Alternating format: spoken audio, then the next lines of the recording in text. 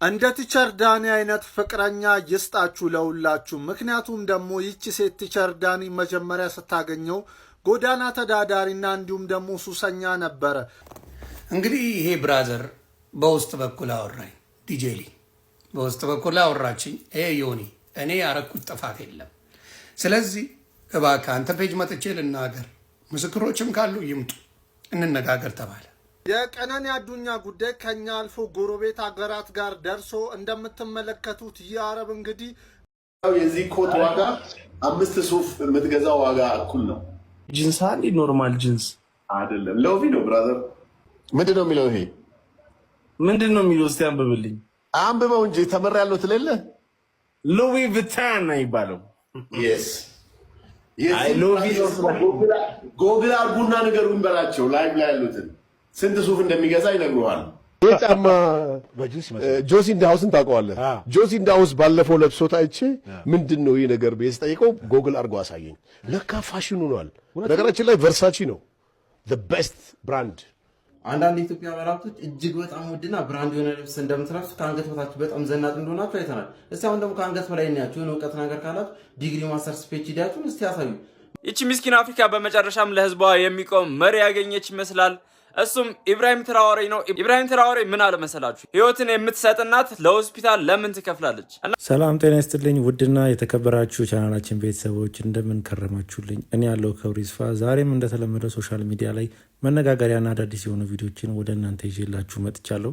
እንደተለመደው እነሱን አብረን እያየን ሀሳብ አስተያየታችንን እንሰጣለን። ከእናንተ የሚጠበቀው እስከዚህ ቪዲዮ መጨረሻ አብራችሁ መቆየትና እንዲሁም ለዚህ ቻናል አዲስ ሲሆናችሁ ይሄንን ቻናል ሰብስክራይብ ማድረግ ብቻ ነው። ለዛሬ ቪዲዮቻችን ሰላም ሰላም ሰላም፣ እንዴት ናችሁ?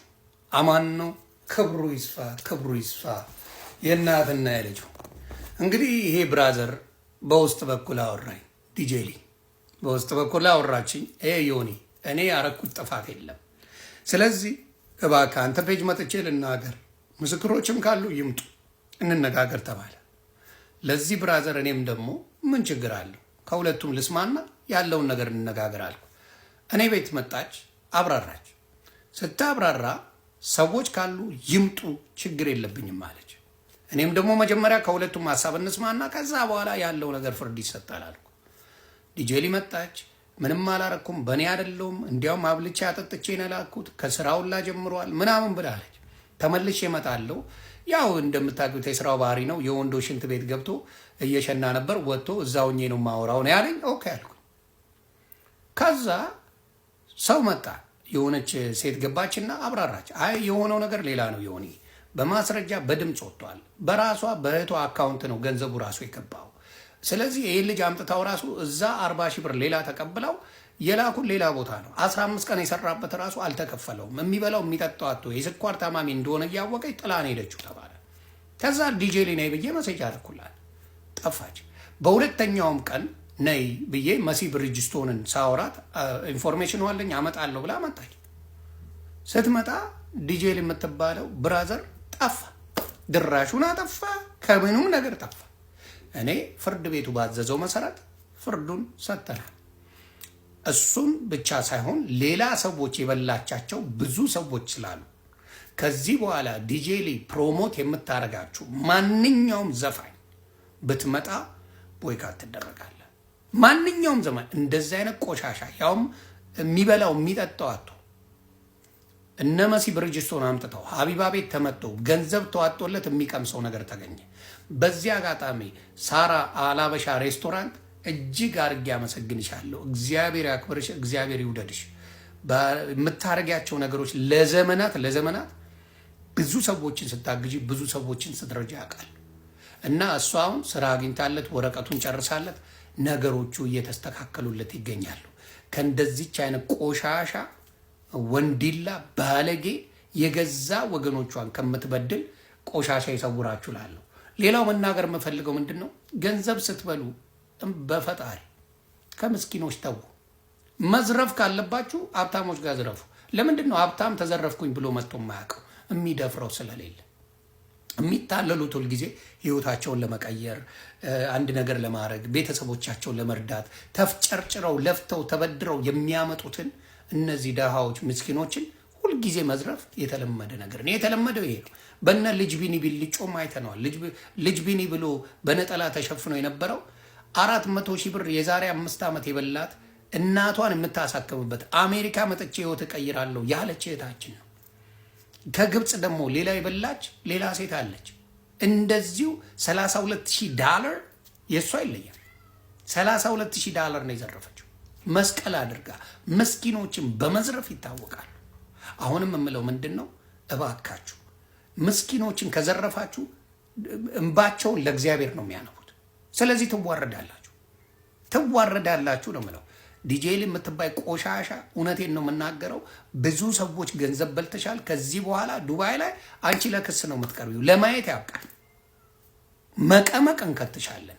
ዱባይ ላይ የምትኖሩ ወንድምናቶች በዚህ ወንጀል ስለተሰማራች ዊትነሱ ስላለ ዊትነስ ይዛችሁ መጣችሁ ከሳችሁ ልኳን አስገቡል ይላሉ። ሰላማችሁ ይብዛ። መልካም ጊዜ ይመቻችሁ። ከዚህ ቀደም ባቀረብኩላችሁ ቪዲዮ እንግዲህ ዲጄሊ እና ዮኒ ማኛ ላይቭ ላይ ቁጭ ብለው ሲነጋገሩ የሚያሳይ ቪዲዮዎችን ለቅቄ ነበረ እና በዛ ላይ የሚያሳየው ዲጄሊ እና ዮኒ ማኛ እንደተስማሙ ነበር ሁሉ ነገር ቪዲዮ ላይ የሚያሳየው። አሁን ላይ ግን ሌሎች ማስረጃዎች በዲጄሊ ላይ ተገኝተው ዲጄሊ ተጠያቂ ሆናለች ማለት ነው። ብዙ ሰዎችም ዲጄሊን ጥፋተኛ አድርገው ኮንነዋታል። እና እንዴት እንደዚህ ታደርጊያለሽ? አንቺ ታዋቂ ሰው ሆነሽ እንዴት ምስኪን ላይ እንደዚህ ከምስኪን ብር እንደዚህ ወስደሽ እንዴት እንደዚህ የሰው ሀገር ላይ ትጠዋለሽ? በማለት ከብዙዎች ተቃውሞ እየደረሰባት ይገኛል። በጣም የሚያሳፍርና ከሷ የማይጠበቅ ድርጊትን ያደረገችው። እንደ ቲቸር ዳኒ አይነት ፍቅረኛ ይስጣችሁ ለሁላችሁ። ምክንያቱም ደግሞ ይቺ ሴት ቲቸር ዳኒ መጀመሪያ ስታገኘው ጎዳና ተዳዳሪና እንዲሁም ደግሞ ሱሰኛ ነበረ።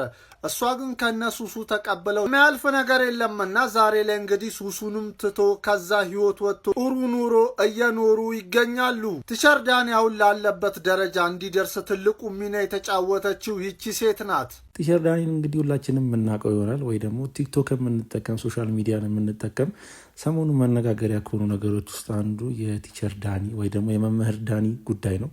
መምህር ዳኒ ማለት ያው ተማሪዎችን ትሪትመንት በመስጠት በጣም በእንክብካቤ በማስተማር የሚታወቅ ቪዲዮ በመልቀቅና በጣም ብዙ ነገሮችን በማስተማር የሚታወቅ አስተማሪ ነው እና አሁን ላይ በጣም መነጋገሪያ ከመሆኑ የተነሳ ሰይፉ ላይ ቀርቧል፣ በዛሬው ዕለት ማለት ነው። እና ሰይፉ ላይ ቀርቦ ከተናገራቸው አሳዛኝ ታሪኮች ውስጥ አንዱ ነው ይሄ።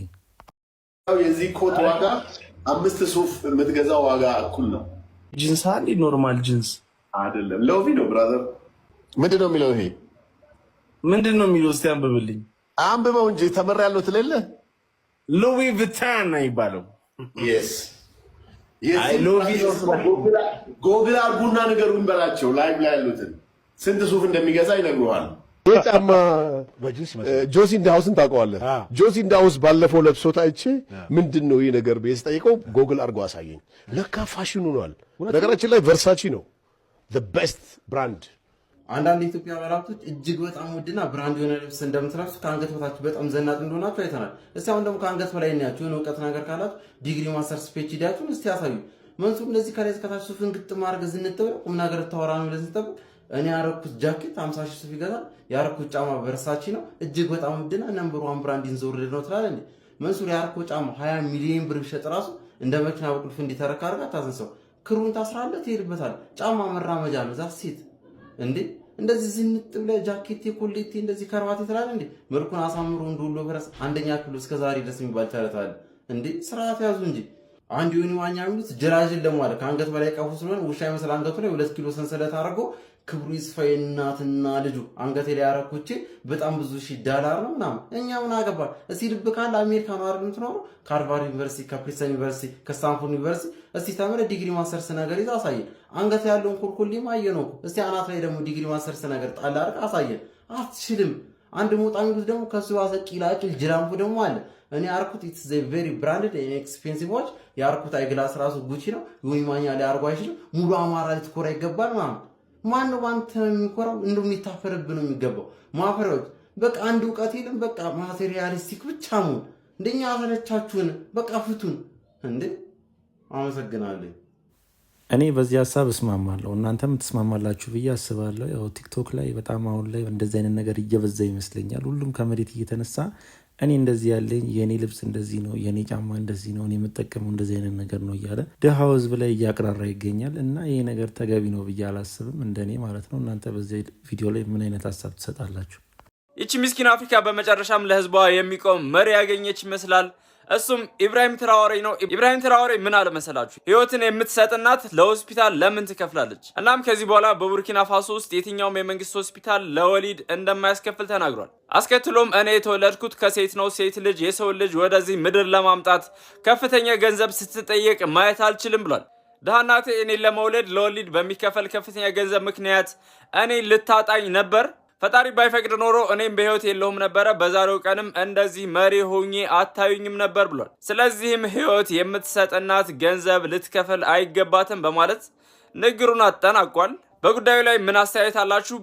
እንግዲህ አሁን ላይ ዓለምን እያነጋገረ ያለው የኢኳቶሪያል ጊኒው ፕሬዚዳንት የሆነው ኢብራሂም ትራኦሬ በጣም አሁን ላይ ዓለም ላይ አነጋጋሪ ከሚባሉ ነገሮች ውስጥ አንዱ ነው። ምንድን ነው እያደረገ ያለው? የአፍሪካን የአመራር ስታይል በጣም እየቀየረው ይገኛል። የድሃዎችን የበላይነት የሚያሳይ ነገሮችን ነው እያደረገ ያለው። ለድሃዎች ቤት፣ ማንኛውም ድሃ ቤት እንዲኖረው፣ ማንኛውም እናት ሆስፒታል ውስጥ ምንም አይነት ክፍያ መክፈል የለባትም በወሊድ ወቅት እያለ ለድሃዎች እየተሟገተ የሚገኝ ድንቅና በጣም አስገራሚ የሆነ ፕሬዚዳንት በመሆን አሁን ላይ ብዙዎችን እያነጋገረ ይገኛል። ያው በስተመጨረሻም አፍሪካ ቆራጥ መሪ ወጥቶላታል ባይነኝ እንደኔ። የቀነኒ አዱኛ ጉዳይ ከኛ አልፎ ጎረቤት ሀገራት ጋር ደርሶ እንደምትመለከቱት ይህ አረብ እንግዲህ በራሱ ቲክቶክ ፔጅ ላይ ስለ ቀነኒ አዱኛ ፍትህ እየጠየቀ ድምፅ እየሆናት ይገኛል። ከዚህ ቀደም በሄቨን እንደተፈጠረው ሁሉ አሁን ላይ ደግሞ የቀነኒን ጉዳይ ዓለምን እያነጋገረ ይገኛል። ከኛም አልፎ የውጭ ዜጋዎችም ፍትህ እያሉ ጀስቲስ ፎር ቀነኒ እያሉ ቪዲዮ እየሰሩ ይገኛሉ። ያው እንግዲህ ምንም በዚህ አይነት ምንም መፍትሄ የሚኖር አይመስለኝም። ግን እኛም ፍትህ ማለታችንን ማቆም ያለብን አይመስለኝም። ለማንኛውም ምርጦች የዛሬ ቪዲዮቻችን ነኝን ይመሳስሉ ነበረ። ቪዲዮቻችን እንደተመቻችሁ ጥርጥር የለኝም። ቪዲዮ ከተመቻችሁ ላይክ፣ ሼር፣ ሰብስክራይብ ማድረግ እንዳይረሳ። በተለይ ሰብስክራይብ በማድረግ የስ ቻናል ቤተሰብ እንዳይረሳ። ሀሳብ አስተያየት ካላችሁ ኮሜንት ሴክሽን ላይ አስቀምጡልኝ። በቀጣይ ቪዲዮ እስክንገናኝ ድረስ ሰላም ቆዩልኝ።